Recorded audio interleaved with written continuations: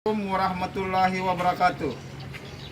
Kami atas nama pembuat kapal perahu nelayan dengan ini menolak keras berita hoax, isu sara dan ujaran kebencian yang dapat mencegah belah umat, dan kami mendukung penuh Polri dalam menindak tegas pelaku penyebar berita hoax secara profesional.